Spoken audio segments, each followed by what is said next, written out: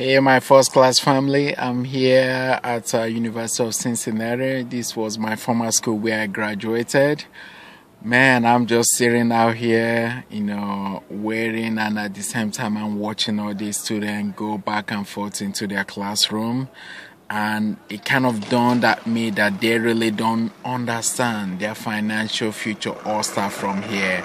I know most of them are like, you can see so many of them. Most of them are like tens of thousands of dollars in debts, taking classes, that doesn't make sense.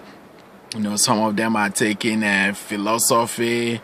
I always call some of those classes German poker history or history that have no beginning or an end. And they're taking tens of thousands of dollars in debt to go to school. And I really do not understand why they have to go through that, because I was one of those students who was just working like them.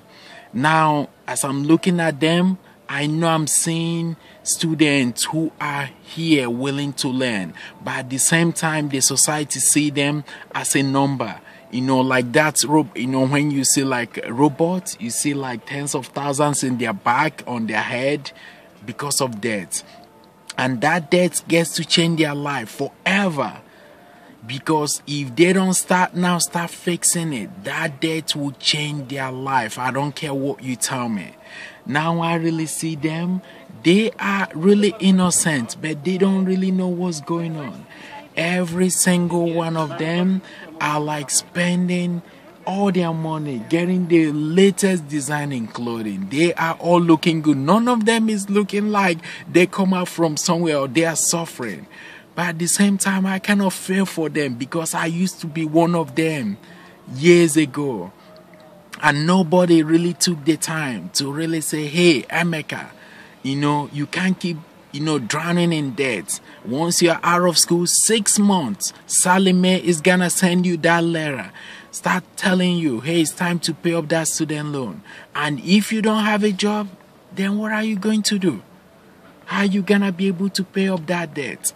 And then you parents out there, please don't encourage your kids to go to school with debt. If they have to take a year off or 2 years off to work and save money to go to school, let them do that. Because right now I'm looking at every single one of them, you can say, just walking around, looking all good.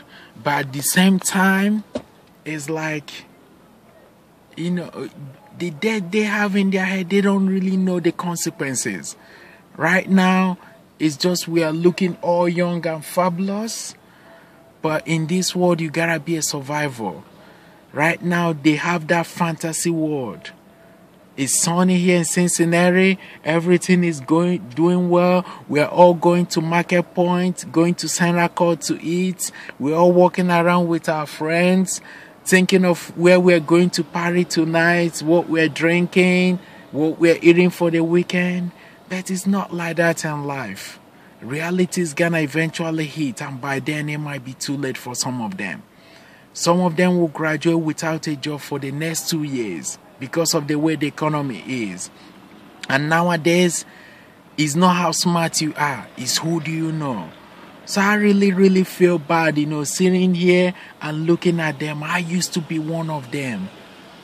I used to be like every single one of them. I have the same dream and the same passion like every one of them.